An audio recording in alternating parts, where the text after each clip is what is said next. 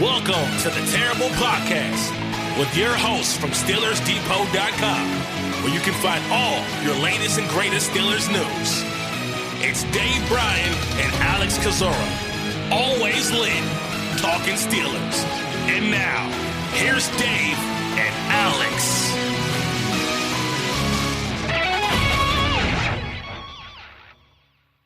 Welcome to the Terrible Podcast, Season 13, Episode 83. He's Dave Bryan. I'm Alex Kozora, SteelersDepot.com. Thanks for being back with us here this Wednesday. Steelers Nation got a great episode for you guys today. A little bit later in the show, and the bulk of the podcast will be a Shrine Bowl discussion roundtable with the crew that was down there in Las Vegas. So that's a great hour-long discussion we have with those guys. And so we'll kick it to that here in a little bit, but some Steelers news for us to talk about today. Dave, how you doing?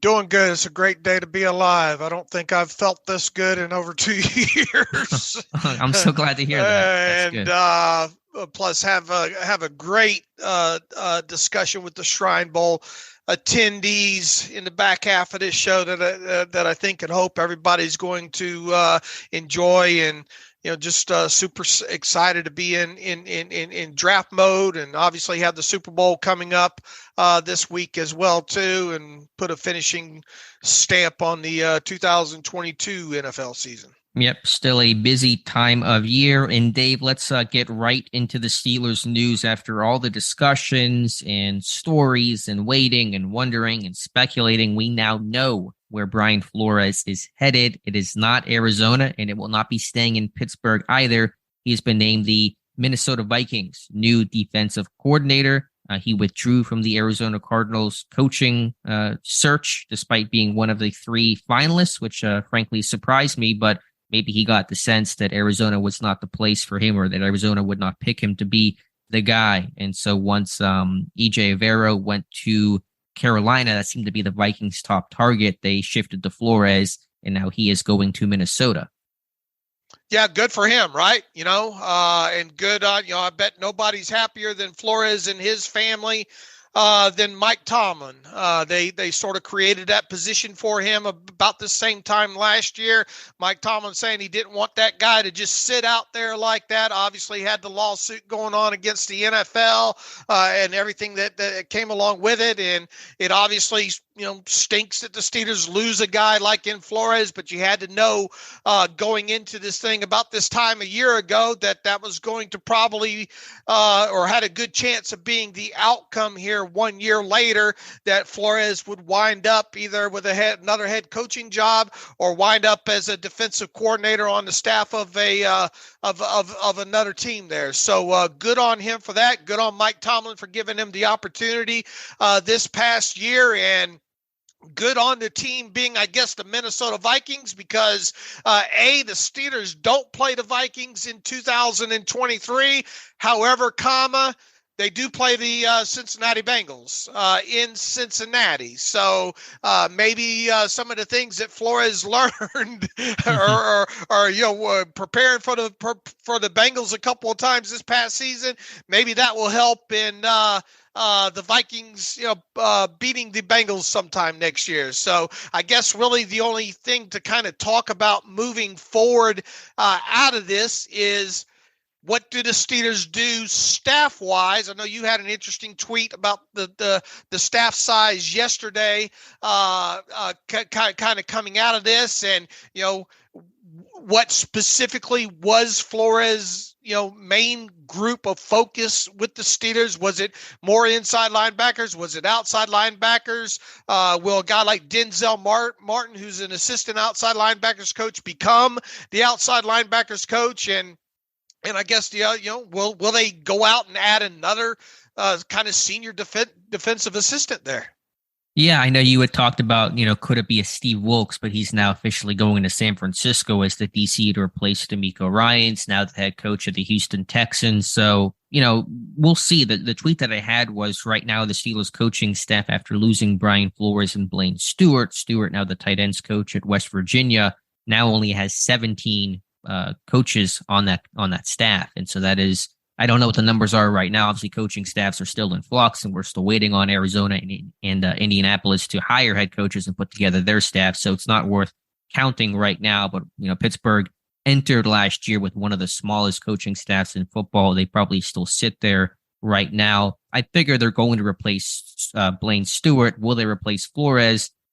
We'll have to see. Maybe it's less about filling the position and can you find just the right person to come along, given the unique circumstances in which Flores was hired, not the Steelers' plan or intention, but credit to Mike Tomlin for giving Flores that bridge year. If Flores sat out all of last year, I don't know if he becomes the Vikings DC this year. So I think that was a tremendous move and opportunity that Tomlin gave Brian Flores. Now, there is Jerry Olsavsky, who had been the inside linebackers coach for a long time, and he could just slide kind of back into that full-time main role. So we'll just have to wait and see. I assume they're going to add somebody to this coaching staff at the least to replace Blaine Stewart, who helped with the receivers, helped Chris Jackson there, and also helped Danny Smith on special teams. But beyond that, I'm not sure what other additions, if any, there might be. Yeah, we'll just have to sit and wait because once again, it sort of felt like that position was created for Flores, right? I mean, yeah, because he was out there. Yeah, right. Tomlin said when he first started talking to Flores last year, he had no intention of hiring him, hoping and believing he would get a head coach job or get a defensive coordinator job. And once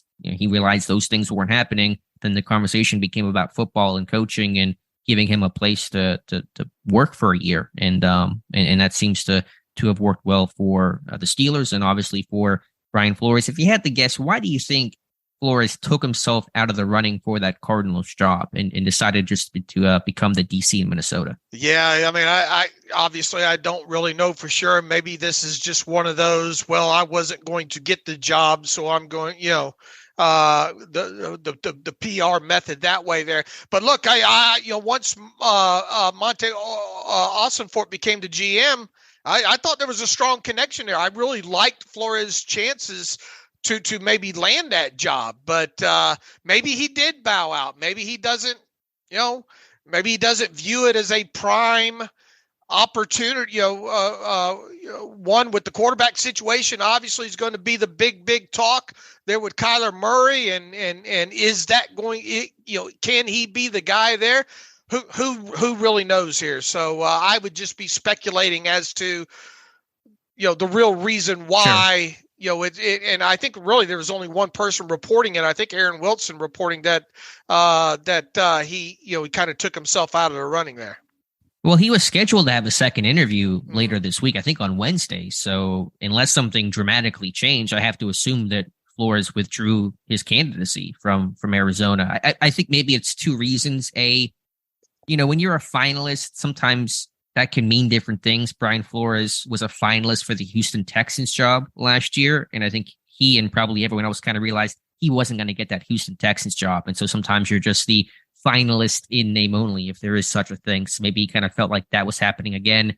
The Cardinals have been waiting, I think, to talk to Lou Anarumo of Cincinnati. Maybe that was a sign they really want to go hire that guy. That's why they've not hired a head coach yet. And so they've been waiting to get the green light to interview a guy like him. So that might have been Flores' indication there. And plus, let's say he waits on the Cardinals job, doesn't get it, and the Vikings go in a different direction, just wanting to hire and fill that spot, then he might kind of be stuck in that sense. So it might have been, I don't think I'm getting the Cardinals job. I don't want to pass up this opportunity in Minnesota. I have a connection there in Kevin O'Connell, who was a player when Flores was beginning his coaching career in New England. Let me jump at this chance and not kind of get stuck holding the bag if I lose out on the Cardinals job, and then Minnesota, because they're not going to wait for me, goes ahead and hires somebody else. So that might be the calculation there from Brian Flores. All right.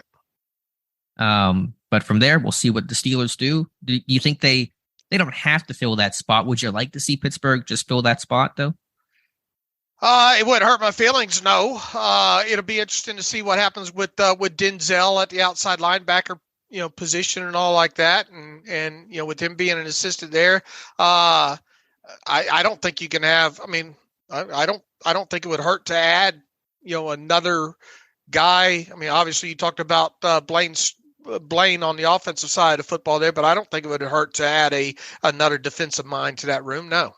Yeah, I think for the edge guys, because Carl Dunbar, the D-line coach, works so closely with them, and Denzel does as well, there won't be any change there. It's just a question of, does Olszewski go back to the previous role of him just being the only off-ball linebackers coach, or do they happen to add another assistant in, and we'll just have to wait and see. I can almost guarantee they're going to replace Blaine Stewart with somebody. I don't know who, probably a name that won't be a household type of a figure, but they're going to have to replace that role because I think Stewart kind of wore a lot of hats, and they're going to want a guy like that for offense and for special teams. So we'll keep you guys posted. Other story to come out, and it's not really news the way that Flores is news, but Mitch Trubisky, I know that Jerry Dulac wrote a big column about that, and you had a post yesterday, a really good post, Dave, on Trubisky. What are the options there? Can you kind of just run through? I know we've discussed it before, but can you kind of run through what this team could do with Trubisky this offseason?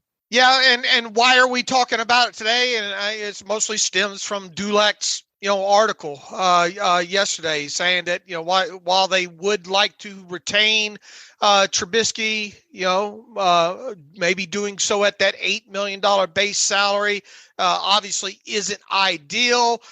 Dulac says the Steelers simply cannot simply restructure his contract to lessen his cap hit because he is in the final year of his 2-year deal. They'd have to sign him to a new contract, add voidable years. If they wanted to convert that base salary into a signing bonus, they could also ask him to take a pay cut. But all that would require Trubisky agreeing to such a deal, and the chances of that are probably not good. There's nothing false there in what Jerry Dulac wrote, but there, I felt that there needed to be more detail, obviously, added to that. And here's the thing: you go back to right before I think the combine last year, Kevin Colbert talking about the voidable years and how that was just a COVID thing, and he didn't foresee the organization ever having to go that route again. Obviously, Kevin Colbert's not the GM now. Omar Khan is, but it just feels like, a voidable year, restructure, if you will. It doesn't sound ideal. I don't think they will do something along those lines. If they did do something along those lines, they would and did a max restructure by adding 4 voidable years to that. It would save a whopping $5.536 million in 2023 cap space. On top of that, it would produce another $5.536 million in potential 2024 dead money after Trubisky's contract voided, which would probably obviously be about 5 days after the Super Bowl. That's usually when those kind of things generally void there. So that's what a restructure of a voidable year addition would look like. Once again, I don't think they will. I'll be surprised if they go that route. How do you think Mitch Trubisky would respond to, we want to cut your salary by $3 or $4 million, Alex? He would put up a finger and it wouldn't be a thumb. I'll tell you that much to that idea. So no dice. I don't think so either. And here's another thing about if they did go to him and ask him to do a voidable year restructure as well too. He would probably say, well, what's in it for me other than, basically guaranteeing me the $8 million? He might tell them, look, I also want my playtime incentives that were in my original deal adjusted as well, too. I want those playtime percentages, which I think now were reportedly 60% when he signed his deal, to earn an extra $4 million. No, there's no way he's going to hit no 60% playtime in 2023 unless Pickett, obviously, Kenny Pickett were to get injured for a long period of time there. But on top of that, if they did, if that was part of the process, you could only lower that playtime percentage down to, I think, right around 31%.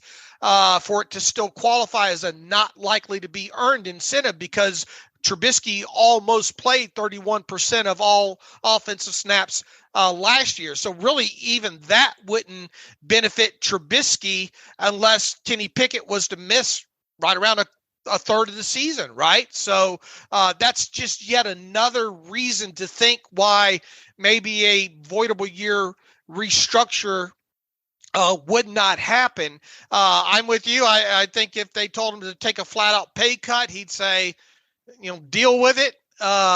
We'll see. I mean, I think the pay cut would have to be at least $3 million, right, to make it worth the Steelers' side of things, and probably even more than that. And if they asked him to take $3 million or more pay cut, he'd probably say, "Why don't you just cut me? Let me go see if I can make that same $5 million elsewhere in 2023." And I guess really the only other thing to maybe throw out there, and it's just because wanting to cover all the bases here, is could they get into a situation where they maybe find somebody that wants to trade for Trubisky, but that team says that $8 million salary, no, thank you.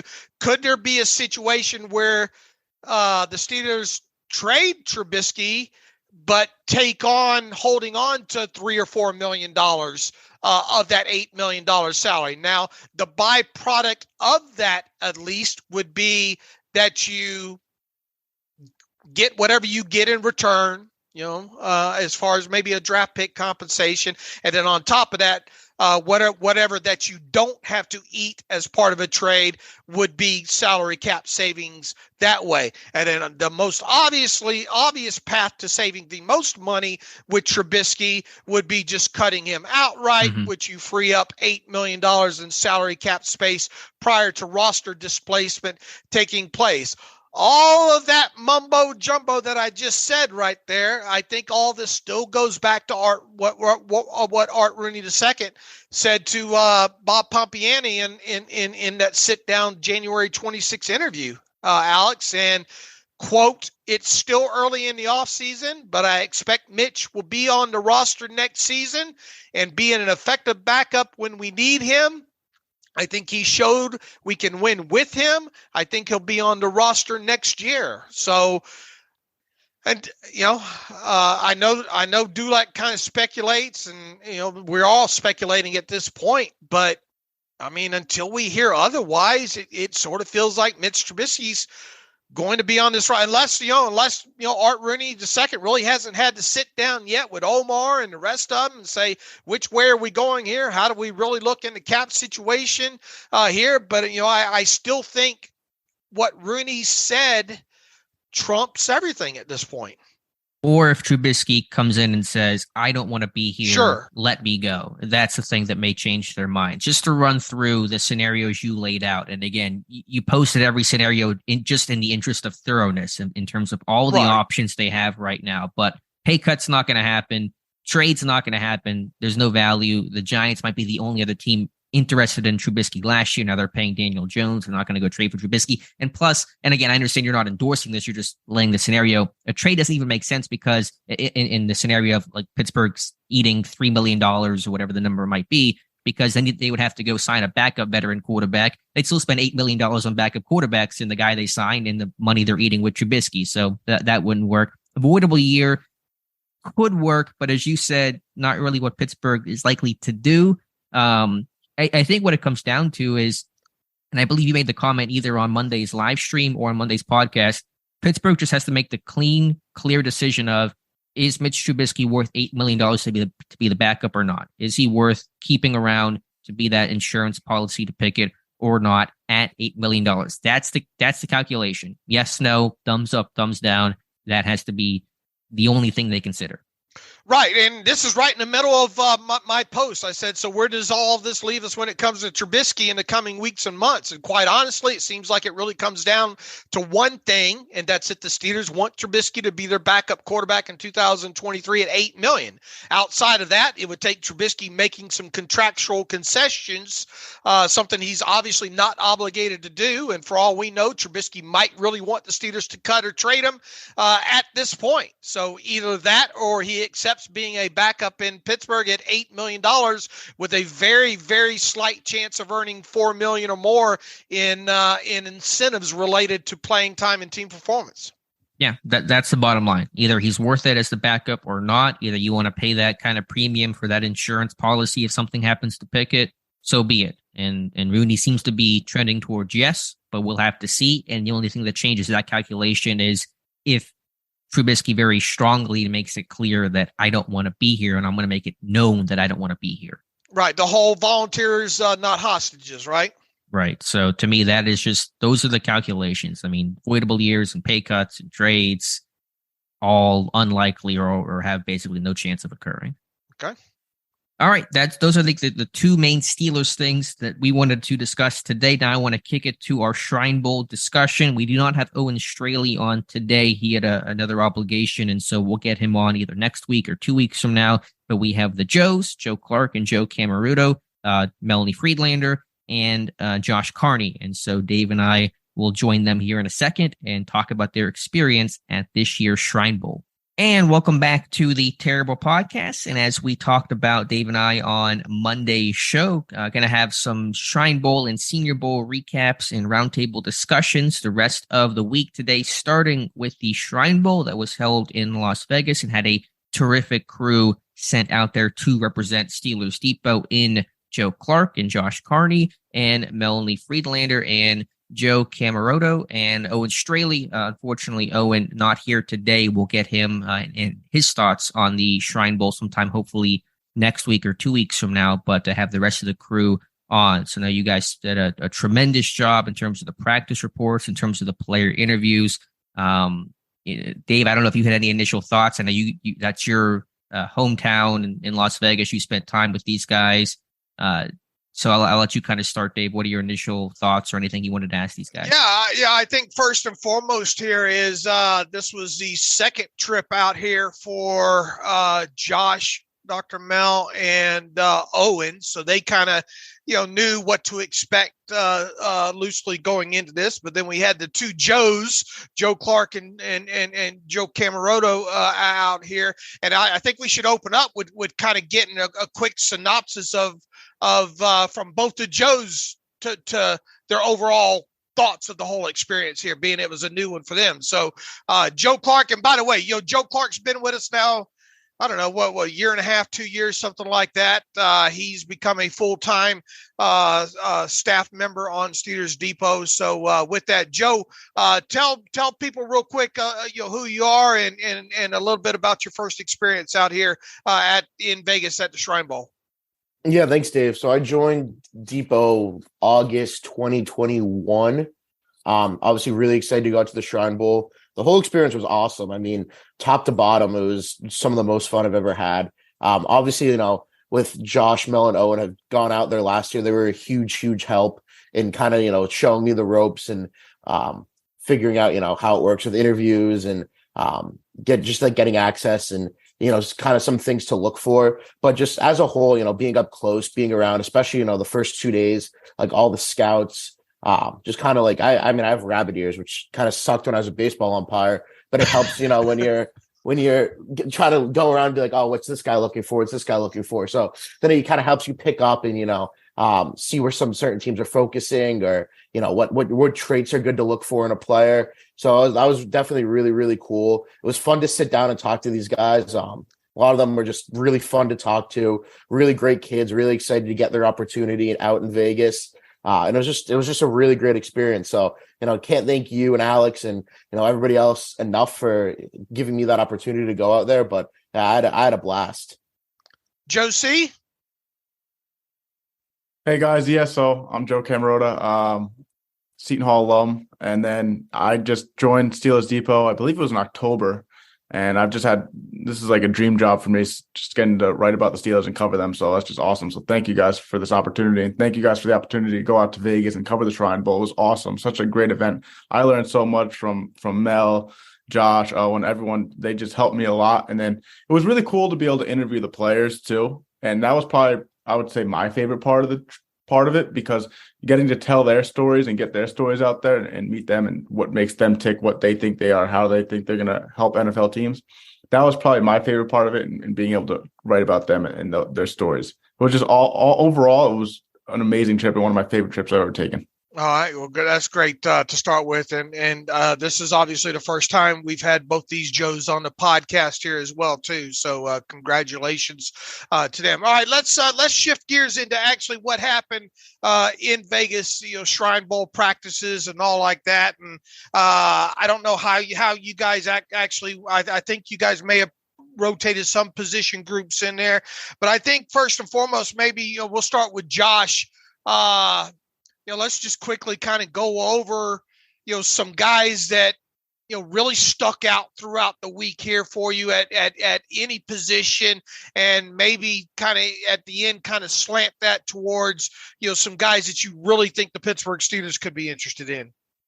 Yeah, so the first guy that really kind of jumped out to me, I think it was the first day of practice when the West team, they were coached by the Patriots staff.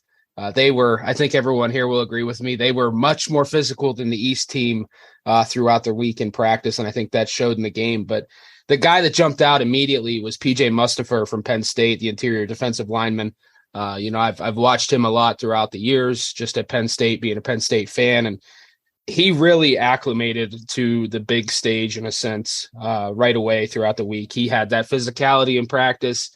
All-star games, you don't see guys getting into scraps. It's kind of just, let's go through the motions here in certain situations, make sure we're healthy, get to the game. But, Mustipher, Joe, Clark, and I were watching the offensive lineman. I think he fought twice in practice, really had that edge to his game. But he stood out, just a physical specimen, very powerful, moved very, very well. The all-22 of practice showed that as well. And I know, Dave, you wanted me to wait and talk about how, what the Steelers might do, but I think that's a guy that fits exactly what they're looking for. He's going to check a lot of boxes along the defensive line, very similar size to Cameron Hayward. He has the NFL bloodlines. His brother is the starting center for the Chicago Bears, Sam Mustipher. He started 46 games with the Bears there. And PJ was a 2-year captain at Penn State. That's pretty prestigious overall, but he's one guy that really stood out. Another guy was Keandre Coburn, a short, squatty nose tackle from Texas, 6'1", 344 pounds.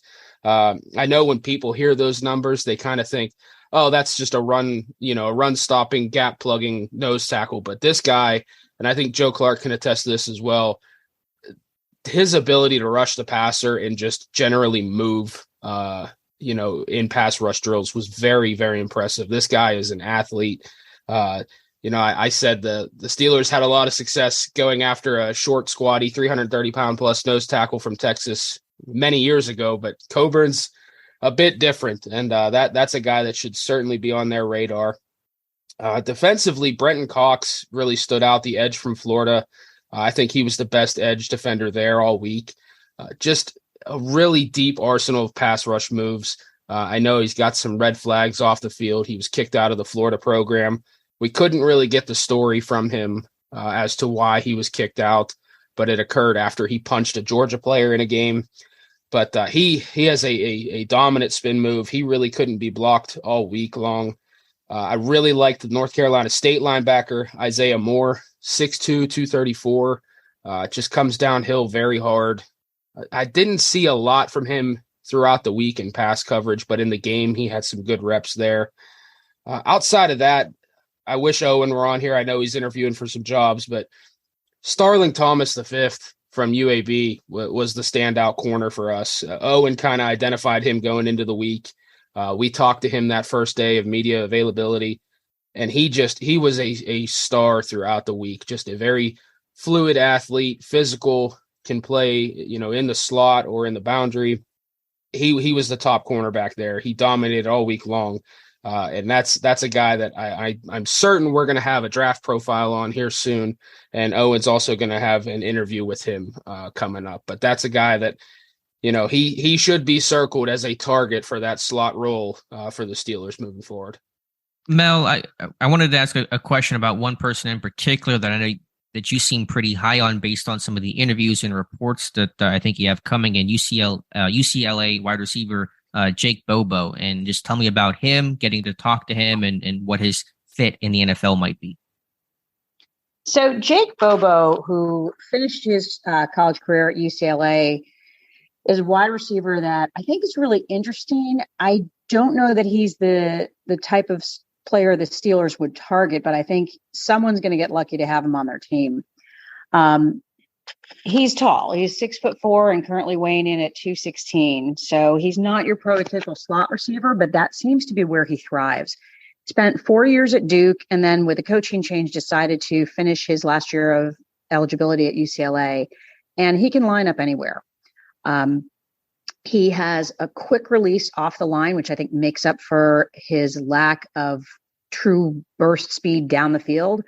And his 40 time is not going to impress anyone, but somehow he gets open downfield almost every play. You look at a couple of the regular season games against UCLA, and it was just remarkable what a automatic go-to he was for their quarterback, Dorian Thompson-Robinson. And then you look at the Sun Bowl where they played against Pittsburgh, and he was pulling double coverage most of the game, which quiet day for him, but he was allowing his other teammates to make plays. If you watch the Shrine Bowl, you probably won't be very impressed by him, the actual game. It was a quiet day for him. DTR was under a lot of pressure most of the game.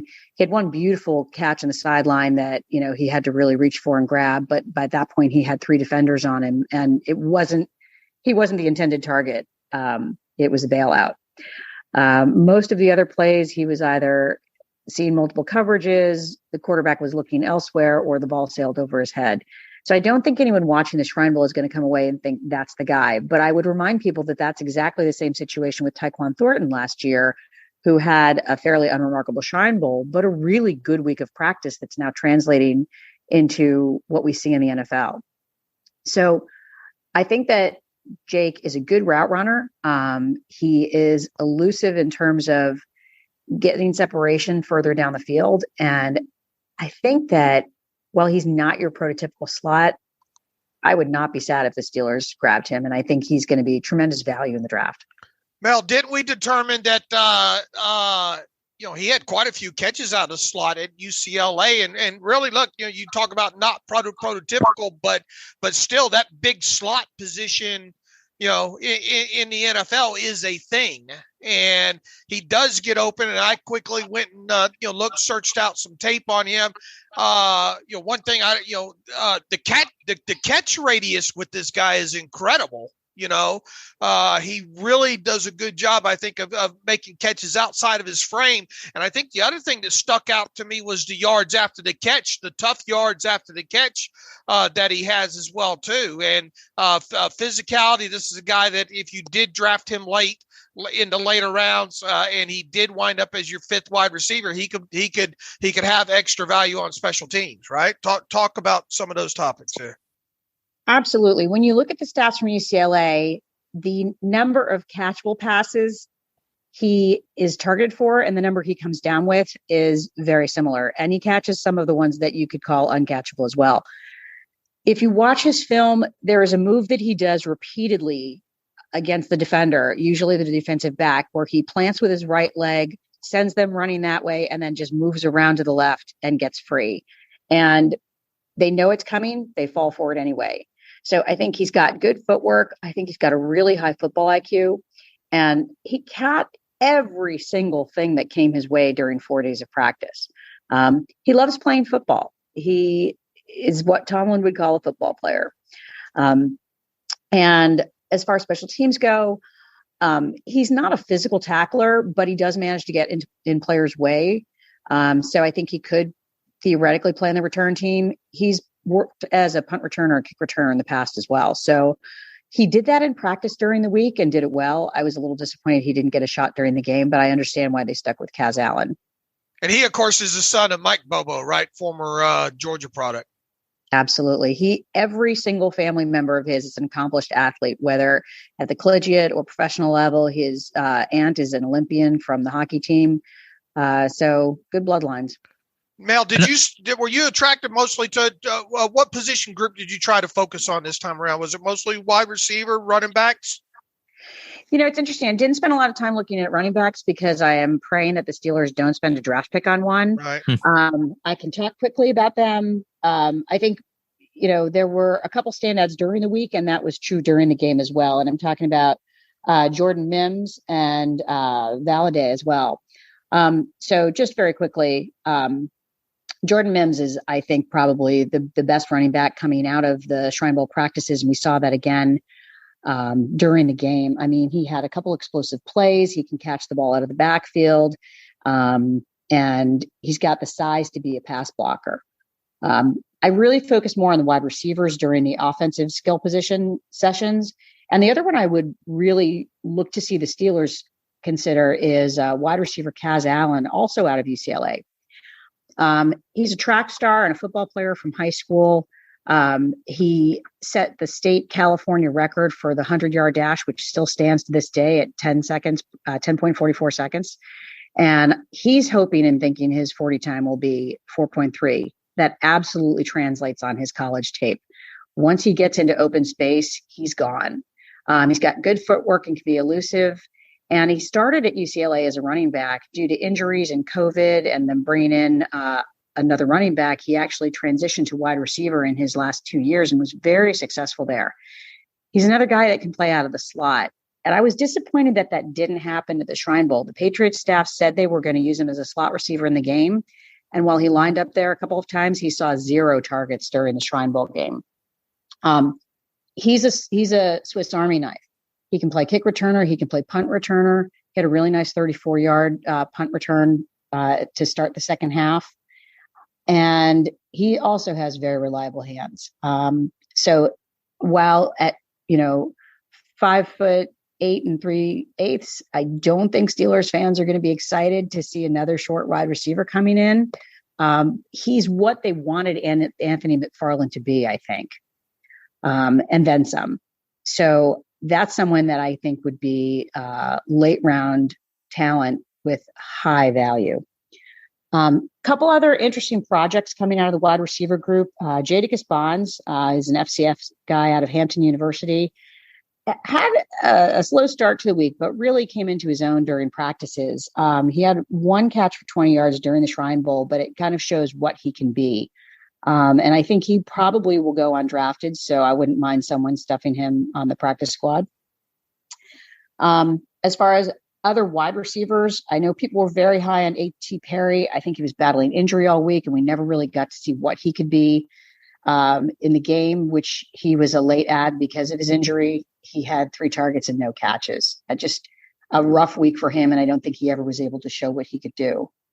I had just one more question about the receiver group. The top name there, maybe the best prospect, the potential first-round guy there, Zay Flowers from Boston College. I think he didn't work throughout the entire week. Maybe somebody can walk me through what he did, what he didn't do. The Joes, maybe I can ask one of you guys, your impression of Zay Flowers and how much did he participate throughout the week, and did he even play in the game? Yeah, so Zay did not play in the game. He was out for the first practice on Saturday. Sunday, he said he was just going to go through individuals and just like kind of low contact drills. But somebody can correct him if I'm wrong, but he was as close to as a full participant as you can be. The rest of the week, I think I didn't remember seeing him on Monday, and I know he was definitely out on Tuesday. So I think he really only practiced on Sunday. But I mean, you watch him and you can buy the hype. I mean, he caught a ball. The way he just turns upfield is just crazy. Like, he's going to be, I think I wrote my practice notes, he's going to be a yak monster in the NFL. I definitely think he's worthy of a first-round talent. And, I mean, I know it's kind of like a cliche comparison because they coached him, but I really wouldn't be surprised if it was the Patriots who took a flyer on him in the first round either. I mean, I know that's kind of not their thing to take a, first-round receiver, but he's really that talented. He was just a guy that just popped. Like, you see him and it's just immediate, like, wow, this guy's actually really, really good when you're watching him up close in person.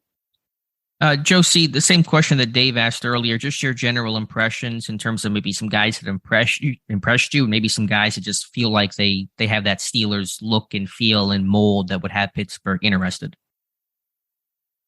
So for guys that impressed me, number one was Jalen Moreno-Cropper. He was insane throughout the whole week of practice. In my opinion, he would just win one-on-ones all the time. And I know one-on-one versus the defensive back, normally the wide receiver is going to have the advantage. There's no safety help or anything, but he just creates space like I don't want to say Deontay Johnson, because I mean Deontay's in a world of his own, but he would consistently create a lot of space and leave the quarterbacks a lot of room to just hit him. And he also had one play on, I believe it was the last day of practice, where he made a great adjustment in midair to turn back and catch the ball. So that impressed me too, because he's on the shorter side for a receiver. So he's going to be someone interesting, but I think he's going to go maybe mid third or fourth round. So I don't know if the Steelers are going to get to be able to take him based on just what they need and where they're picking. But he's someone I'm going to be interested to watch in the NFL. And then I watched a lot of linebackers, especially on the West team. As Josh said, Isaiah Moore stood out. He's a leader. Just on the field, when you watch, there was some times where I think it was a 7-on-7 drill or something. It was near the goal line, and he was calling out the plays. So that kind of stood out to me. And he was pretty good in the run game. He could shed blocks. And then I believe it was, let me get his name. It was the Boston College kid. I have it down in my notes. I have the roster. Jaden Woodby, yes. He was very good. And he was a defensive back turned linebacker, which was something that had kind of was the weird thing that a lot of the linebackers had. I know Charlie Thomas was like that. Even Anthony Orji was also a defensive back before he turned into a linebacker. So that was something that was kind of odd, in my opinion, at least, that a lot of the players were defensive backs turned to linebackers. But Woodby was the best linebacker, in my opinion, of the whole group, West or East team. He moves really well. He could play in coverage, and he was able to get off blocks really well, despite kind of his size and frame. Josh, I think most everybody would agree that there's a good chance that the Steelers will draft an edge rusher at some point during this year's draft, probably more slanted to, mid-round, late round kind of selection in there. At least I think that's the hope that most of us have here. There was, kind of a hodgepodge of different size and measurable type guys that would seem to fit.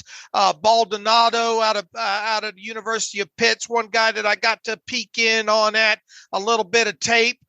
Couldn't find much on Truman Jones, but the other one, Jose Ramirez out of Eastern Michigan, going to probably drop a little bit because of his measurables. I think he's 6'1", 7/8, 249 at the Shrine Bowl, but boy, he doesn't have, I bet his back doesn't itch very much because he's got 33 1/4 inch arms. He has no problem feeding himself either, I would imagine. Talk to me about some edge rushers here, mid to late guys at the Shrine Bowl that you think that will not only impress you, but think could fit in what the Steelers do at outside linebacker. Yeah, heading into the week, Jose Ramirez was kind of the guy. Obviously he was the big name guy coming in. He's probably the top edge there. Eastern Michigan has done a really good job in the last few years churning out edge guys. Max Crosby from the Raiders was from there. And Max was actually at the last day of practice and was working with Jose Ramirez, in between individual reps. So that was pretty cool to see. He was a little smaller than I expected, 6'0", 1'7", 249 pounds, but he held up very, very well. Another guy I liked coming into the week was Yasir Abdullah from Louisville. He came in much smaller than I had expected as well, just over 6'1", 234, but he was really good throughout the week. He showed the ability to drop in coverage. He would kind of slide out into that slot role at times too, and was able to, handle some slot receivers, running backs out of the backfield. He did really well in one-on-ones in coverage as well. So he impressed me, but I just think he's a little too small. The one guy that I thought had a very good week, but I just don't see him on the Steelers' radar, is B.J. Thompson from Stephen F. Austin. That guy, 6'5", but came in at 238 pounds. I mean, he is legitimately a beanstalk in a sense. Like he tall, lanky, but needs to put on some weight. He had a very good week, though. Quick get off, consistently was beating guys. I believe he had a sack in the game as well. So he was certainly a guy that flashed at times. I mentioned Brenton Cox from Florida earlier. Titus Leo from Wagner had a really solid week. I know Mel was pretty high on him coming into the week. He did not disappoint. The one guy that really flashed for me early in the week but kind of cooled off was Andre Jones from Louisiana. Just under 6'5", 250 pounds. He he looks like a transformer out there. Like he's well built, very bulked up. He had a great fake spin move on I can't recall who the offensive tackle was, but in one-on-ones he hit him with the DeMarcus Ware fake spin. So that was pretty cool to see in his bag there.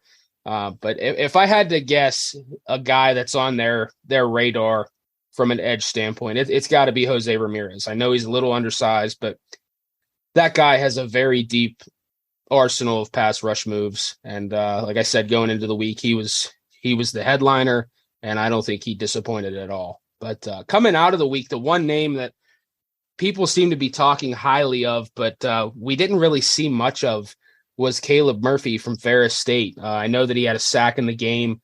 That gave him, I think, 25 and a half sacks on the season, which is an absurd number. He won the Ted Hendricks Award in D2, I believe.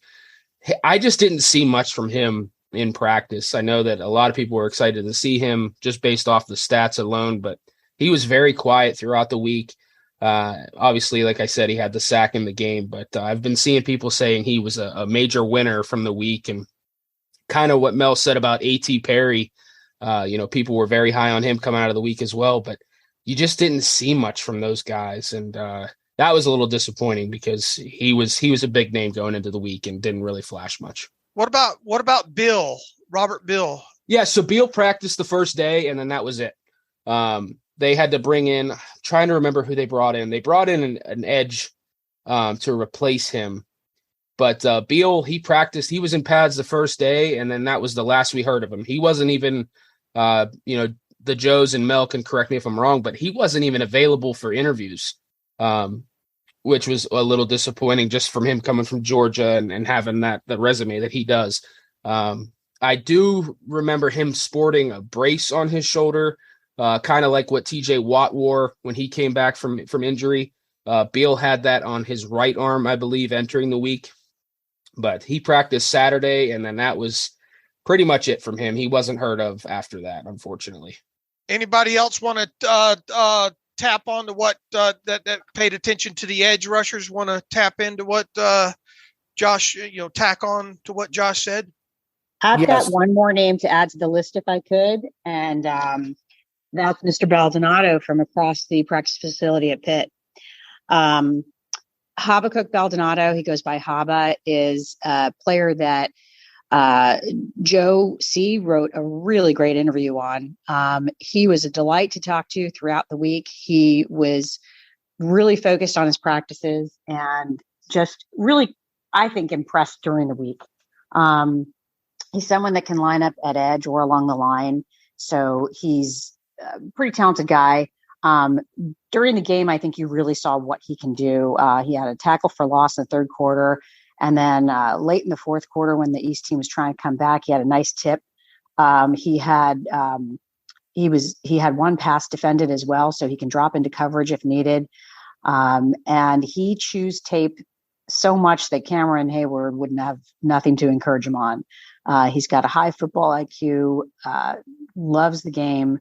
And I don't know if any of the other guys want to just say a quick few words because they probably watched him in practice more than I did. But that is someone I could see on the Steelers' radar for sure. Yeah, Baldonado was super impressive all week. I mean, his get off was really solid, and then at the point of attack, he controlled leverage and was able to kind of use his power to either run through guys or get leverage and make a move. And then obviously he really popped in the game. He had half a sack. He had a pressure that forced an interception. And I think he had a tackle for a loss too in the backfield. I remember there's back-to-back plays. He really stood out. I kind of wanted to piggyback what Josh said off Murphy. I mean, he played well in the game, but all week, like you said, we just didn't see it. I heard a scout say he was the best player there. He just wasn't really a standout, but a name I would add to the list of somebody who, I kind of liked a little bit. Was O'Shawn Mathis out of Nebraska. You talk about those long arms. He's a dude. I think he's got like 35-inch arms. He's 6'4", 247. He got some lobster crackers on him too. 10 and 5/8-inch hands. Yeah, no, he you look at him on the field and you're like, holy hell! Like this guy is like something. And I mean, he had a really nice spin move. his body size is an athletic freak. He was just a lot of fun to watch during practices. I don't remember him doing much of anything during the game, but he definitely made some plays. And, if you're looking for like a guy who maybe could be on the radar outside of Ramirez, he's somebody that really wouldn't surprise me. Just, because I feel like there's a lot of potential there. So that was just another name I kind of wanted to pop onto the list of the edge guys. Joe C., give me an idea of some of the offensive linemen down there. Pittsburgh doesn't make changes with their starters. They may not, but they'll certainly need to look for depth. They got incredibly lucky and fortunate with the good health they had with the starting five last year. So who were some offensive linemen you saw down there that might be some potential day 3 candidates for the Steelers? So that was more what Josh and Joe Clark were looking at, but a couple of guys that stood out when I watched with them. Well, let me get the names because I'm just bad with names, so I truly apologize with that. But the Ole Miss kid was really impressive at times. Again, Josh and Joe Clark would be better with names on this one. I'm going to try to find where if I have their name in. The Ole Miss was Mason Brooks. Mason Brooks, he stood out a lot. The William and Mary kid as well. He stood out. Colby Sorsdal, yeah, he looked good. And Josh, you got to interview him, I believe, right? He's a Pittsburgh kid. Went to Mount Lebanon High School, played in the Whippeal. I know people kind of see the William and Mary stuff and like, oh, he's a small school kid, but he had multiple Division I offers, turned down Central Florida because he wanted to play right away. And he went to William and Mary, started 46 games, was an All-American 2 years in a row, and he's working with Duke Manyweather down in Texas, leading up to the draft. So that's a guy that I'm pretty high on. But yeah, Joe Clark and I think we kind of were next to each other throughout the entire week, watching the offensive line, defensive line, edge guys. The one guy that we just overheard scouts talking about, and especially Mark Bruner, was John Ojukwu from Boise State, 6'5", 317. That guy is long and lanky. I thought he had good hand usage. I thought his footwork was sloppy at times, but he started, I think, over 30 games at Boise State. Very impressive week overall for him. He started off slow on Saturday, kind of adjusting to some of the guys he was facing for the first time. But, Sunday through Tuesday, he was one of the better offensive linemen there. Outside of that, I think Juice Scruggs from Penn State, terrific week. I think he was one of the best offensive linemen there. He's a center guard combination, spent the last 2 years playing center at Penn State, was a captain this past season with PJ Mustipher, who I mentioned earlier. Another guy, Jerome Carvin, I wrote a profile on him on the site. I think he had 46 starts, 20 at left guard, 17 at right guard, and I think 10 or so at center. So that guy played all over in the SEC. He's faced a lot of premier talent, and I thought he had just a very solid week overall. I know that Joe Clark is very high on Antonio Mafi from UCLA. He's probably going to have a draft profile on him here. But another UCLA guy, John Gaines, he was a center and guard throughout the week. UCLA had some very good talent there. I know that they weren't that good this past season under Chip Kelly, but they had a lot of very good individual talent there. Gaines and Mafi are two just absolute maulers on the inside that really stood out in one-on-one and team sessions, and the All-22 throughout the week backed that up. But Joe Cammarota mentioned Mason Brooks. He certainly flashed. I know he really struggled in the game, but throughout practice, he had a very solid week. And then the other name I wanted to mention was Ricky Stromberg. I know we just had a draft profile go up on the site of him. I spent probably 30 minutes just talking to him, just about the nuances of playing the offensive line and how he dealt with some SEC guys. So I will have a interview with him here later in the week. But that guy, we saw him in the lobby before check-ins, and he looked like an absolute tank, like just a massive human being, long arms. It looked like he had bricks for shoulders. He was impressive. He struggled at times with some of the smaller athletic guys. I know that his teammate, Terry Hampton, the defensive lineman, was a late ad. He had some success against him in one-on-ones, but Stromberg's just a solid guy that I think could be a 7 to 8 year starter at center, or could potentially play guard if he needed to. So it was a very good offensive line group. And like I said, Joe Clark and I, we spent a lot of time watching those guys because we kind of know that the Steelers need to upgrade some there. And I think they could do well on day 2 and day 3, getting a guy or two from the roster that was in Vegas. Alex Polzuski out of Illinois was a guy that kind of, at least, I think there was a little bit of hype going into this week. 6'6", 314 pounds, 33 3/8 arms, a little bit smaller hands at 9 1/4. What's the 4.11 on him from this week, and who was the best tackle there this week? Yeah, I can talk a little bit about Palczewski. I'm actually going to have an interview with him going up later this week. So he's the all-time FBS leader in games played. He was probably my favorite player to talk to there, but I think he tweaked his groin, or he tweaked something. I'm pretty sure it was his groin during the first practice, and he was done for the rest of the week. He just shut it down. Okay. So, I mean, nothing long-term. I know he dealt with some injuries in college, but he said it's just a minor thing. He just wants to get healthy just for the draft, In terms of the best offensive tackle there, I mean, honestly, I don't know if this is really going out on a limb, but I really think Sorsdahl was probably the best tackle that in the group. I mean, Bretton Cox, Josh said was the best edge. I would agree with that. Bretton Cox won with his spin move almost every single time he pulled it out. There's a rep I pulled, I think I put it on Twitter, where Sorsdahl kind of anticipated it, was able to adjust, was able to win the rep against him. And I just think all week, Sorsdahl was just a guy that continually stood out for me on the outside against, some of these better edge rushers. Like, he just didn't really lose reps. He did what he had to do to win.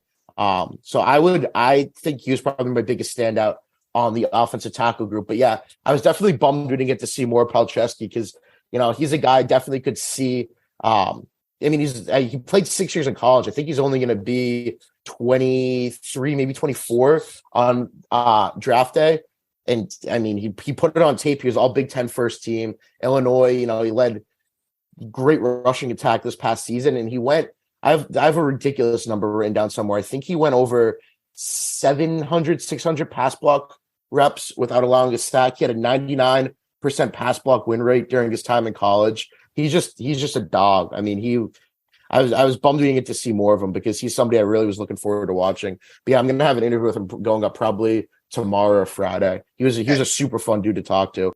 And that Colby Sorsdahl you mentioned out of Mike Tomlin's William and Mary, correct? And I think kind of the thing to a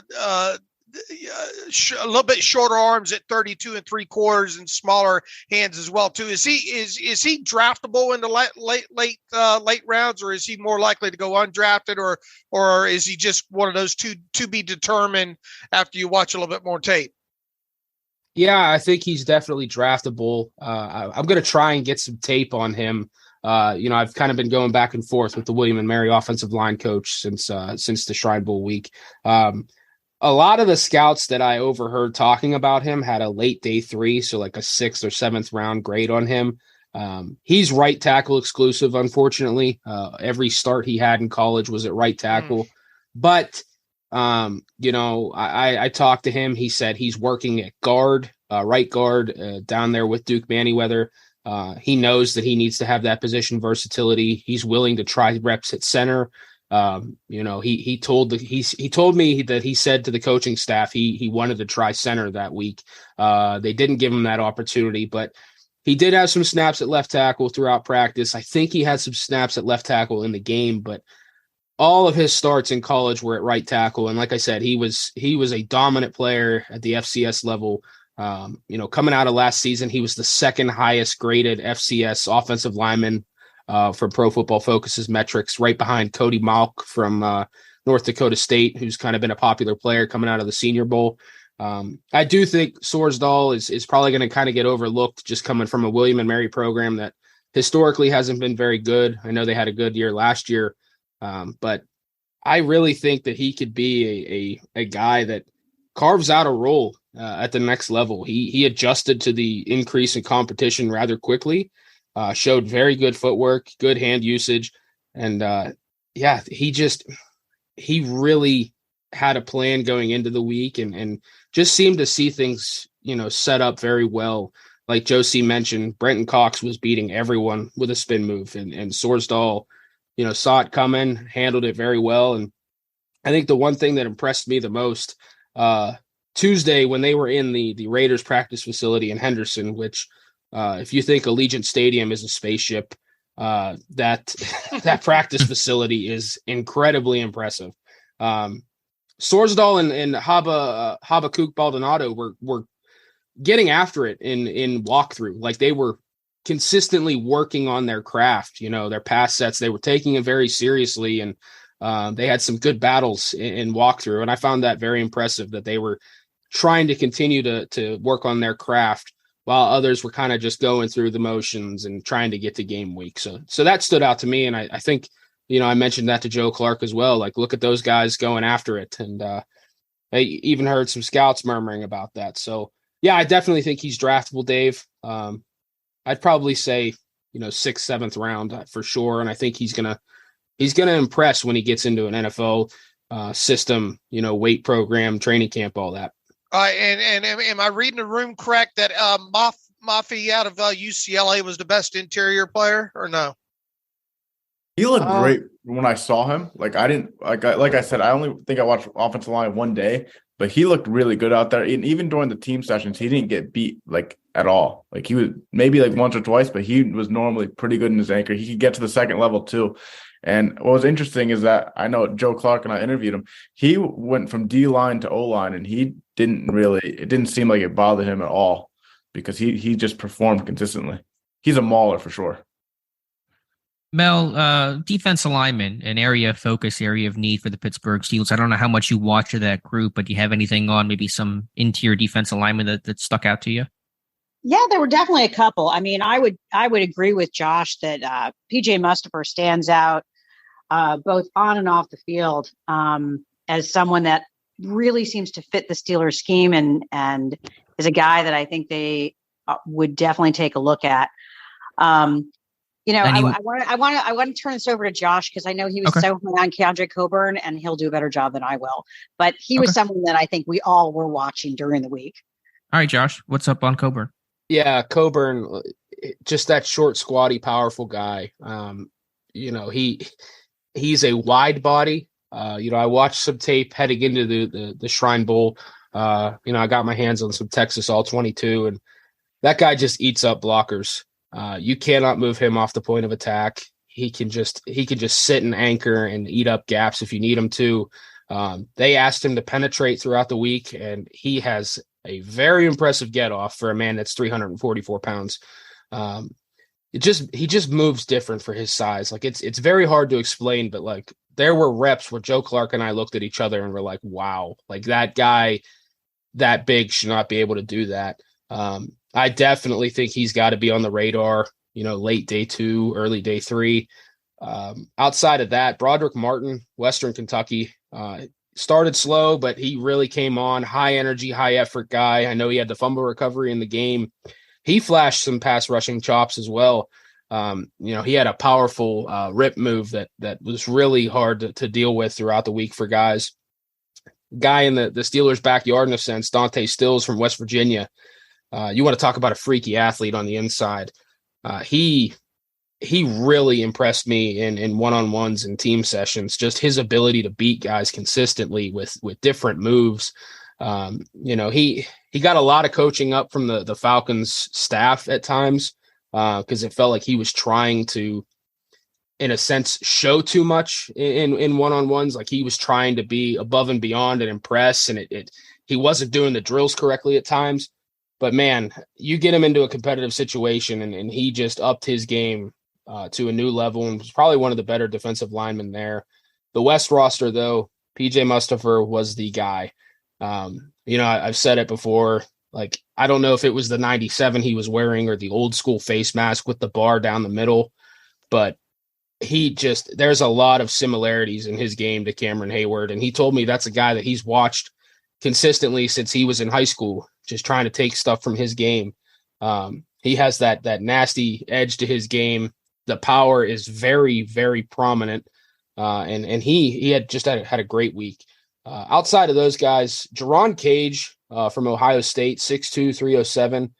He impressed late in the week. I think once he found his footing and really got comfortable in the scheme and, kind of doing the things he was supposed to do within the system overall, he had a really solid week. The one guy I was disappointed in, and I think it was largely due to injury, was Teron Vincent. That's Troy Vincent's kid. Teron Vincent from Ohio State, 6'1", 305. He had a nice day of practice on Saturday, but then I think Mel said he tweaked his knee. He was on the trainer's table at one point with a bag of ice on his knee. Mel, if I'm getting that wrong, please chime in. But no, you're right. And he told me that it was no big deal and he was definitely going to play. But it seemed like he didn't. Athletes always say that. Yeah, so he had a solid first day of practice and then kind of disappeared, which was a little disappointing because I wanted to see that guy from that program with those bloodlines, what he could bring to the table. But Mustipher and Coburn are my two guys from there. Coburn, go ahead. Just Coburn was so impressive. Like I figured with his measurables and his stats from Texas and just looking at some of the initial tape, like, okay, he's just going to be a two down guy. He can be a 1 or 2 gapper. He's just going to eat up blocks. But man, when the Falcons coaching staff turned him loose, it was jaw dropping. All right, off the ball linebackers, guys that can play inside. I had Anthony Orgy out of Vanderbilt circled going into this week overall, and since the practices, I had the Tennessee kid Banks, I think, circled here as well too. Talk to us a little bit about some off the ball linebackers that would fit with what the Steelers do. So that was a group I watched a lot, and Orgy I was really high going into just based off stats and everything, kind of just looking at that, and I was really excited to watch him. But to be honest, he didn't really impress me out there. I thought he kind of got moved around a lot. Like there were times where he had good play recognition. He could get to the backfield, credit to him. And he had a great play, great interception. I think it was on one of the first 2 practices. But other than that, he didn't really impress me too much. He felt like he was a little slow to some stuff and he got pushed around a little bit. Banks looked good at times. I think it was the last practice that he really impressed me. And there was one practice too in particular that stood out to me where he kind of struggled early on in individuals when I was watching him. He got some help from the coaching staff there.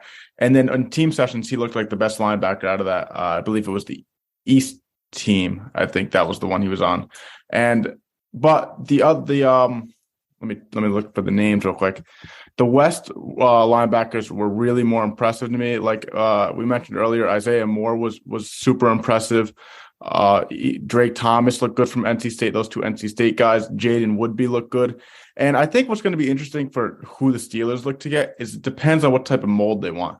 If they're looking for more an athletic type of inside linebacker who could cover a little bit more, I would see them looking more for a Jaden Woodby or a Charlie Thomas, a guy who was a defensive back, moved into the linebacker role, who could kind of do both and were better in coverage. If they're looking for more of like a prototypical linebacker type of guy who they want to be able to, stop the run more focus on that. And if they're kind of more content with keeping like a Robert Spillane to be able to play the pass, I mean, hopefully they don't, but if they do, then I think Isaiah Moore is the type of guy that stands out. I believe Josh was saying that Banks might not be on the Steelers radar based on off character issues. So while he looked good out there, that might kind of steer the team away.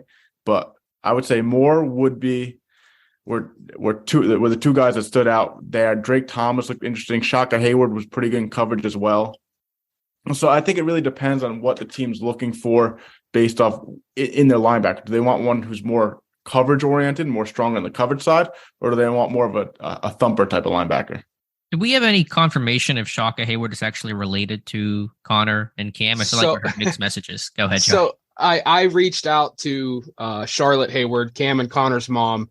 Mm-hmm. She wasn't very sure either. Okay. So there, Duke pushed it that they were related. And she said, I can neither confirm nor deny. We wish Shaka the best. I don't know. Apparently they've never, Cam and Connor have never met Shaka. So yeah, who knows? I know that the agent messaged Joe Clark and said that they're first cousins, which that doesn't exactly line up if you look at the family tree. But yeah, we don't know. So if he becomes a Steeler, that's a massive storyline that we're going to need to get figured out. But it is important to note that there's no relationship there, I guess. Even if they happen to be related, it's not like they know each other well Correct. or at all. Okay. Based off of what I gathered, that is correct. Gotcha. So what's interesting is I spoke with Mike Yam from the NFL Network, who was there covering the Shrine Bowl as well. And he spoke with Shaka as well as the agent and some of the reporters from the Duke area. And the story is very fluid. Sometimes it's a first cousin. Sometimes it's a second or third cousin. So whatever it is, I think that Shaka probably doesn't even know. Okay, gotcha. So, Joe, Clark, any thoughts there? Anything else you want to add in terms of off-ball guys or any other just defenders that stuck out to you?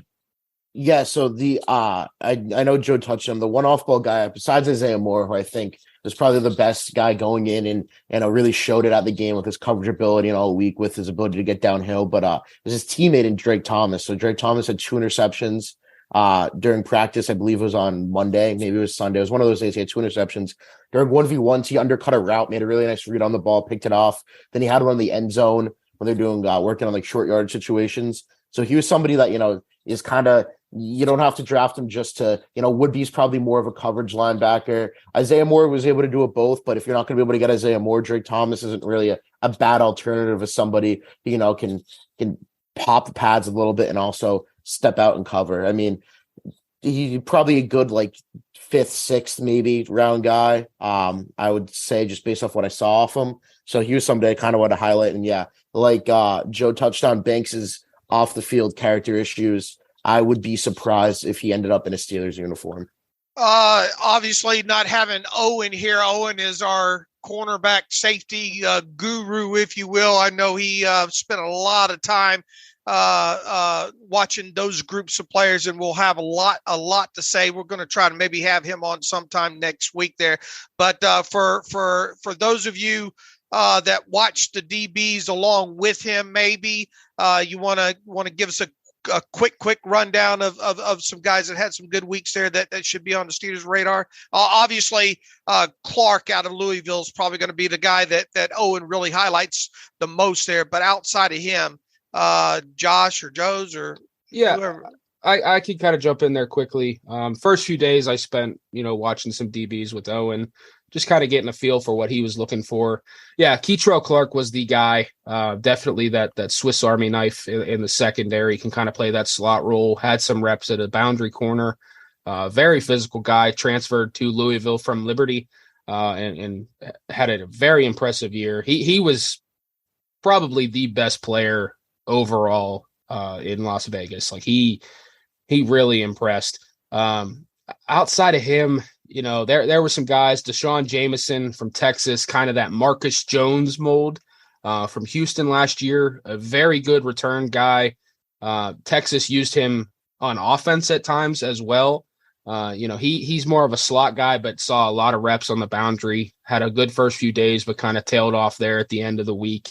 Nehemiah Shelton from San Jose State. I know Joe C was pretty high on him. He closed the week in impressive fashion. AJ Finley from Ole Miss. He had 3 picks in one day, which was, I don't think I've ever seen that in an all-star session overall. He was just constantly around the football, that safety, slot corner hybrid, really solid week. Outside of that, Jordan Howden from Minnesota, we talked to him the first day of media availability. Just a very cerebral guy, great team leader, can kind of be that box safety moving forward.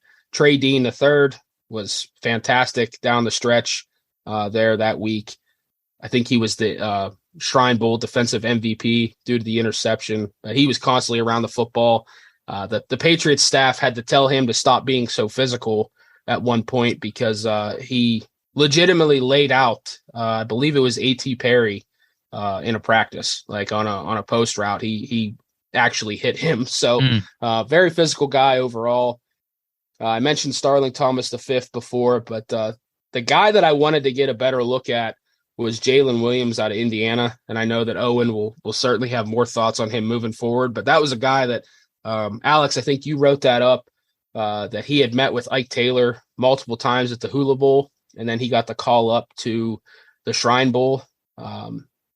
Not overly impressed with him. I think he struggled to get up to speed quickly, but I think he made some plays in the game, if I'm recalling correctly. But that's a guy I want to see more of. Certainly has the size and the physicality, but didn't have as impactful of a week that I was kind of hoping for after hearing that he got the call up from the Hula Bowl and spoke multiple times with Ike Taylor. Mel, coming out, I seem to remember coming out of last year's Shrine Bowl in my notes here, you talking about Isaiah Pacheco, you talking about Thornton out of the Baylor kid, and I think a little bit, didn't I cut up some Brock Purdy stuff for you? Some kid Brock Purdy, or don't know much about that Brock Purdy kid, but who's the best quarterback this year in this year's group? That's a low bar. And sure. I understand. Look, the Shrine Bowl the game this year was not as exciting as the one last year. But just general, who do you feel is the best quarterback to come out of this group this year? I would have to say it's UCLA's Dorian Thompson-Robinson, and it's not even close. Okay. He played almost the entire Shrine Bowl because the other two guys could not make anything happen. I think he's what the NFL is looking for, in this era for a quarterback. He is, fast on his feet, and make plays on his feet. I think as he gets to the next level, he will learn that it's not always about letting the play go, but extending the play, much as we saw Kenny Pickett make that progress during the course of this past season. I think the biggest thing he needs to work on is accuracy. If you look at the number of catchable passes he throws just this past season at UCLA, it's not what it should be, but I do think that's something that's coachable. I think he reads the field well. I think he can be a leader on his team. And I think he, of all the guys, has the greatest potential to get to the next level and succeed in the NFL.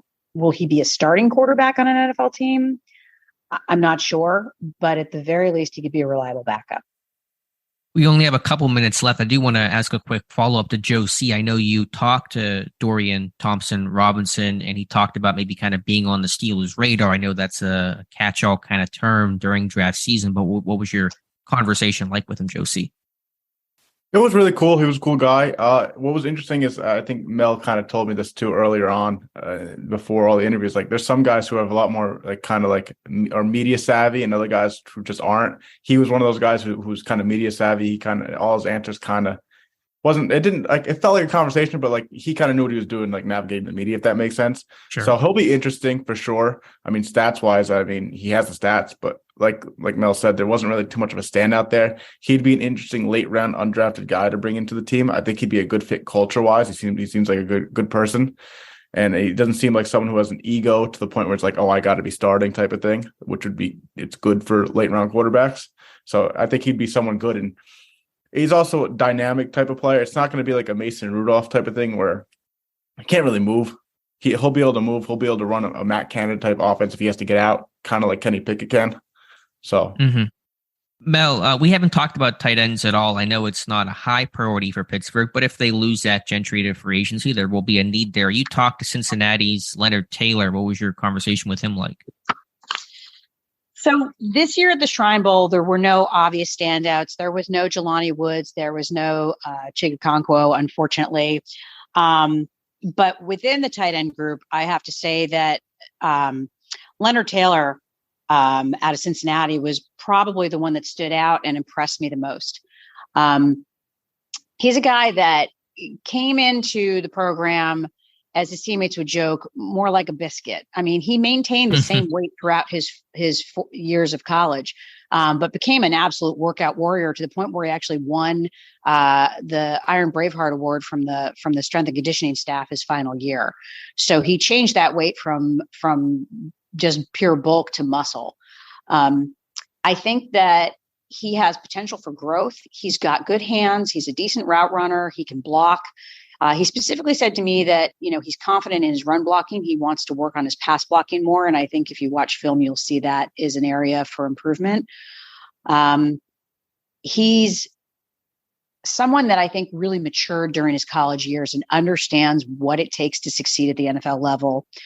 And I think that that's someone that, if he goes undrafted, would certainly be a very valuable player to add to the roster, or even just as a late round pick. I think of the entire group, he's probably the person that the player that really makes the most sense. The other player that caught my eye was Nebraska's Travis Vokalek. He was quiet the first few days in practice, but really stood out the last 2 days in practice. He's a guy who can actually get separations, got good hands.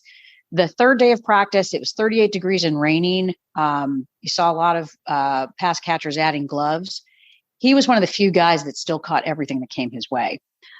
So he could also be an interesting prospect for the Steelers. Luke Schoonmaker is recovering from a shoulder issue, so we unfortunately did not get to see him practice. He stayed with his position group and was present at the game as well, and does plan to participate in the combine. So that's someone certainly to have on the radar. All right, let's start wrapping it up this way, Alex. A kind of a creative way here. Each of you, I want you to name 3 players from the Shrine Bowl week.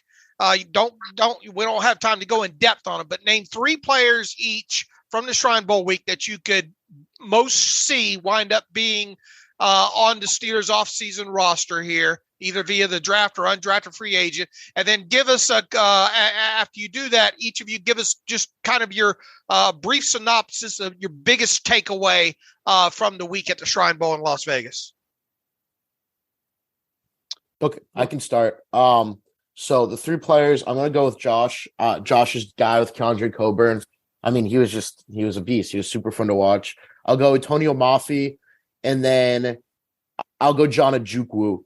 I don't know if they'll double down with a guard and a tackle, but I think they need to improve in the trenches. So I think one of those 2 will probably end up on their roster. My biggest takeaway from the Shrine Bowl week in general is just how much coaching matters. I mean, the difference between the Patriots staff and the way those guys played all week and the Falcons staff was pretty startling. And just the game when it was a physical affair, it was a pretty bad game in general. But the West team was more prepared. I mean, they both offenses kind of stunk, but defensively it was the West guys that came out, played with that physicality, played with that edge, and that's what we saw in practice all week. So that really wasn't a result that surprised me too much. Josie? I'm muted. I'm sorry. For 1 would be Sorsdale. 2 would be AJ Finley, the safety from Ole Miss. I think he was just around the ball all the time. I could see him being a late round pick for the Steelers who might need help in the defensive backfield. And then if the Steelers are looking for a wide receiver in the middle rounds, maybe Jalen Cropper. He's shifty. He could get open and he could play the slot. So that's a name I might watch for if he's around then. And then my biggest takeaway was honestly how good of a coach Steve Belichick is. I was sitting around, I was really watching the inside linebackers, and I got to hear him coach. He was insane. I think I picked up a few things from him. He was just great. Good. Mel? So I'm going to go back to my campaign for UCLA's wide receiver / running back, Kaz Allen. I think he could fit in as the 3rd running back. I think he could add depth at wide receiver. I do think the Steelers will probably be drafting a wide receiver, in the 2nd to 4th round, as we've all talked about. But I think he would be incredible value in later rounds. With the safety group, I got to go with AJ Finley. I agree with Joe C. I mean, he is a high football IQ guy, incredibly mature. And you saw him just so active around the ball, even when it wasn't his play. He's a classic DB who does a lot of chatter on the field. He's going to get in wide receivers' heads. And yet on the sidelines, he's thoughtful and intelligent. And I would love to see him come to Pittsburgh. And then on the edge, I got to go with Jose Ramirez. I mean, set the nation's and Eastern Michigan's sack record last year. He understands how to adjust his play to the blocking that he's seen. And I know his size isn't ideal, but I definitely think he's someone that really would add phenomenal depth at the edge for Pittsburgh. Biggest takeaway. Biggest takeaway. Other than how good my hair looks now. Oh, couple of things that you folks listening will never know. Davis changed his hairstyle. He's rocking it and he looks amazing. And I also appreciate the singular power of Bill Belichick, who had some kind of skin cancer procedure done on the right side of his face, was wearing a bandage, and he managed to get every photographer, every videographer to only shoot him from the left side, both at practice and during the game. That man has power. And that's your medical insider. So my biggest takeaway, once again, is just what a privilege it is to spend the time with these players and have the access to these players that we do. I mean, these are young men that have worked their entire lives for this opportunity, who are on the cusp of realizing their dreams. And the amount of time and the way they share with us and the way they share their lives and their hopes and their dreams is just something that I really appreciate. It's a privilege to be representing Steelers Depot at this event, and I can't thank you and Alex enough for allowing me that opportunity. But for the players, they're very generous in what they give us, and it's really a luxury. Brother Josh, take us home. I'll mention three names that we really haven't talked about. First one's Carter Warren, tackle out of Pitt. Okay. He obviously did not participate in practices or the game. He's still recovering from an injury that he would not tell Joe Clark and I what the injury was, which I found very strange and slightly concerning. He's still currently rehabbing, but I think everyone knows the connection there. He was Kenny Pickett's left tackle as well. So that's a name. Outside of that, wide receiver Joseph Nada from Clemson, height, weight, speed guy, special teams abilities. Was fantastic all week, working as a gunner, beating the vice consistently. He had some issues catching the football at times, but that's a former four-star recruit. Definitely has that pedigree coming out of Clemson. So that's a guy to watch. And then I got to go back to Mustipher. I can't get away from him. I just think he checks so many boxes overall for what the Steelers are looking for. And I bet he's probably I really think he's going to be a Steeler. Like, I just have a feeling he's going to be a Steeler on day 2, early day 3. My takeaway though is, man, these rosters at the East-West Shrine Bowl are getting better and better every year. I think Eric Galco and his scouting staff did a fantastic job putting this group together. I mean, getting Zay Flowers, even though he participated one day, getting him to skip the Senior Bowl to come to Vegas for the East-West Shrine game was a huge win. There are a lot of players here that are going to have significant chances in the NFL or the XFL, the CFL, the USFL, whatever it may be. Just what a great job they did putting the roster together and really growing this thing in year 2. The first few days of practice, it was packed. You could barely move on the sideline with the amount of scouts and media that were there. And that was very impressive to see. And the guys on the field certainly didn't let us down. They were very solid throughout the week. Josh, I just had one last question. Take me through the Steelers' presence there. I know you tweeted out a bit during the week, some of the scouts you saw, some of the personnel members. What Steelers did you see attending the Shrine Bowl? Yeah, so Mark Bruner was there again. He was kind of the lead scout for them, throughout the week. He was there all week, even at the Tuesday practice. So he did not leave for Mobile. Chidi Iwuma was there as well. I know that makes Alex heart beat a little faster. And at the Senior, I got to see him at the Senior Bowl. I walked past him. I was too scared to talk to him, but I did see him there. Yeah, he was there. Scouting intern Bronson Williams was there. He was shadowing Mark Bruner quite a bit. Outside of that, Phil Kreidler? Kreidler, yeah. Yeah, he was there. Mel and I met him. And then I think Joe Clark saw Chris Watts, who's he was watching a lot of the offensive line, defensive line. He was there. There's one other one I'm forgetting. I think Joe can jump in. Yeah, Mark Sadowski was there Yes. at least on Saturday and Sunday, as well as Dan Colbert were both there. They were kind of stuck together for a little bit watching some guys. Yeah, so those 6 or 7, that was certainly a larger group than what was there last year, which were 3. So the Steelers were definitely well attended when it came to the Shrine Bowl. Which one of the 4 of you had the best time? Not me. I lost $40 in 10 minutes. Joe C definitely came home the big winner from the casinos. Well, it sounds like. Joe C, any secrets for your first time there? Find a penny that's heads up, and then just good luck from there. No, Good but luck, penny. if you're playing roulette, just go off feel. That's literally it. Just go off feel. The town that losers built. Dave, any final questions? No, I just so proud of him, man. Alex and I, it's our goal now, move, and has been for quite a while with Steelers Depot, to get as many people as possible to kind of experience this kind of stuff, send as many people as we can to the Shrine Bowl and to the Senior Bowl. And then, fortunately coming up here in a couple of weeks to Combine as well too. And just so proud of the knowledge that they're learning. Cause look, there's no way I can watch tape on all these players within this draft process. And the same goes with Alex too there. So we rely on a lot of these, people to be our eyes and ears, and just really just so incredibly proud of the work that was put in here in Las Vegas this week.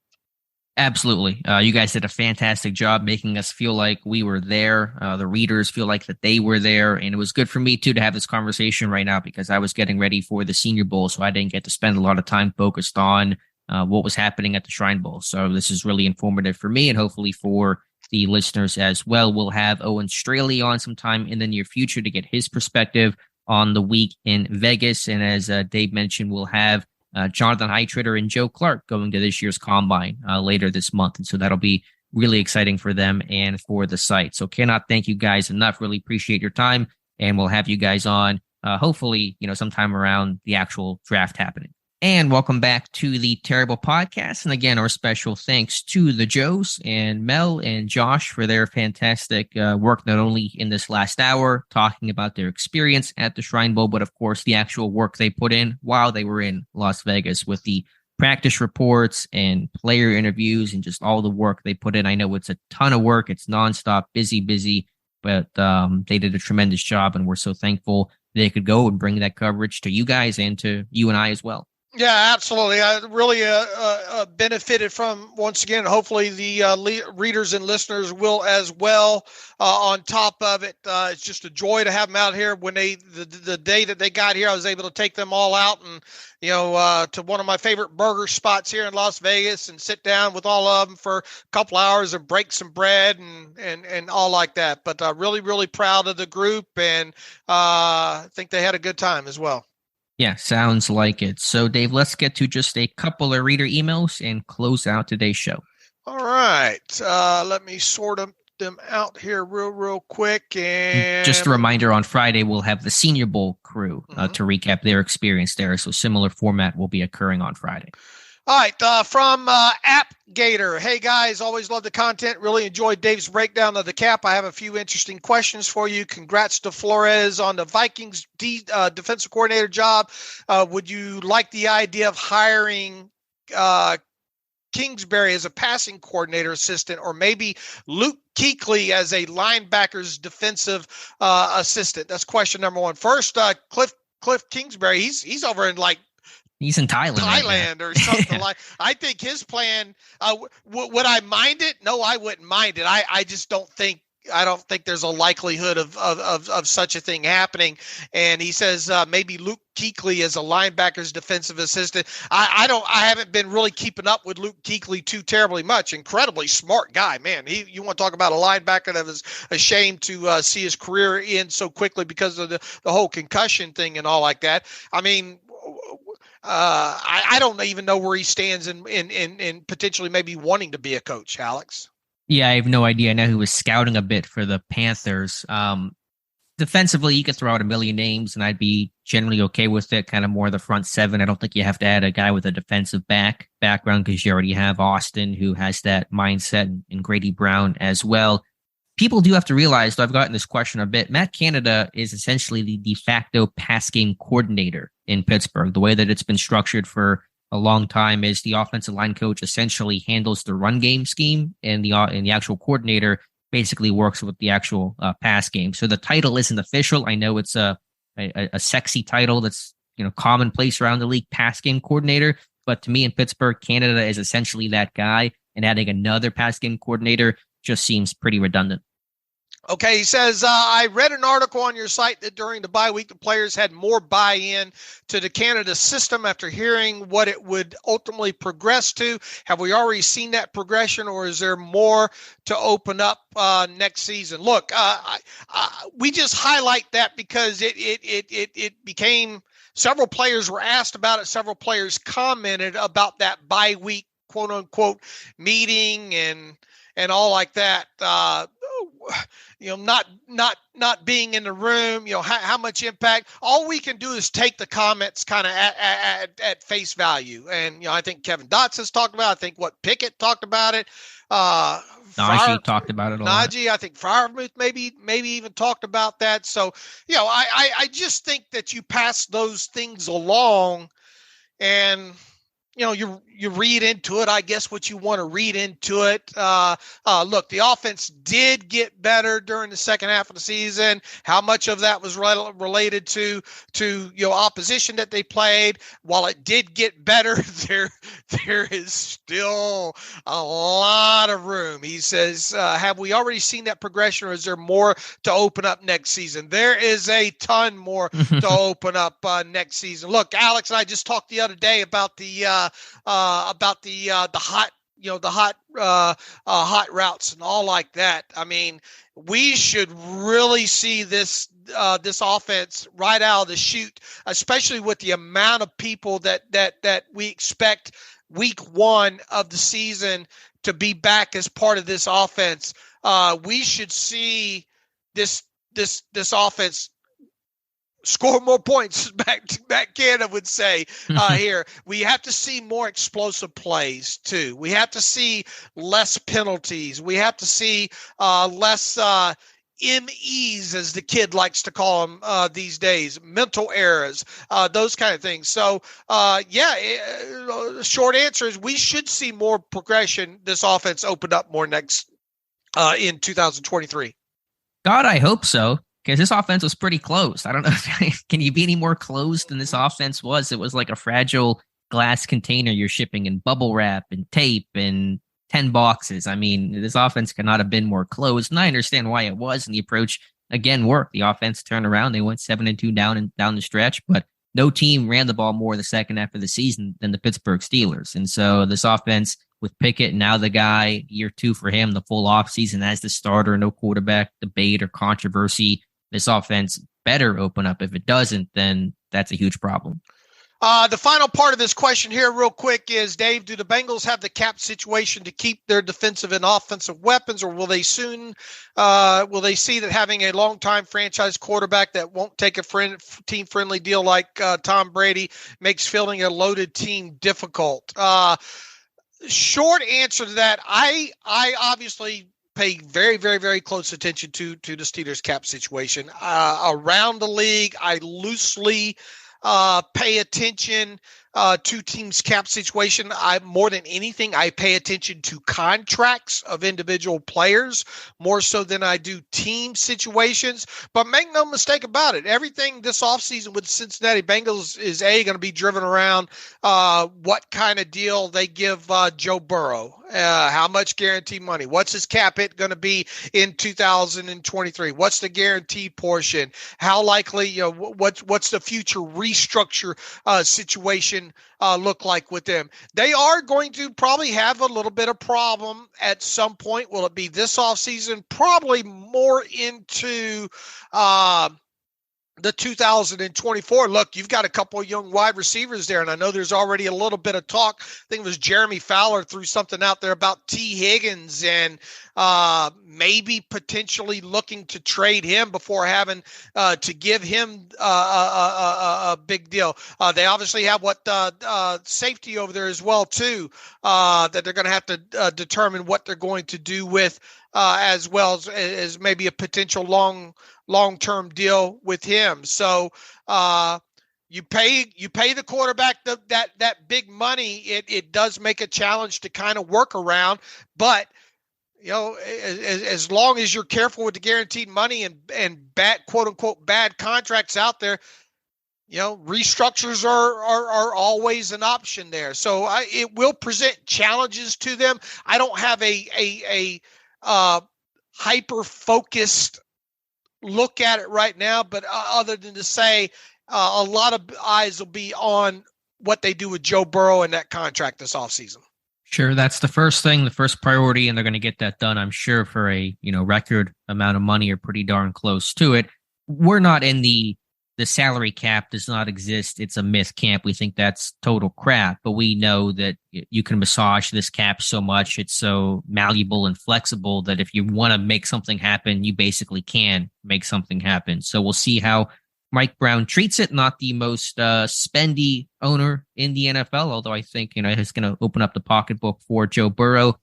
So we'll see. But if they want to, I'm sure their approach is, though, we want to keep this group together. It's a really strong group, and we're right on the Super Bowl's door, played in the Super Bowl last year and got to the AFC title game this year. We don't want to start losing pieces. And so that's going to be a pretty big incentive to try to pay these guys and be as creative as possible to restructure and free up cap space. And the cap just overall is going up, which is going to help them as well. So we'll see. But I imagine if they want to keep those guys, they can find a way to do it all.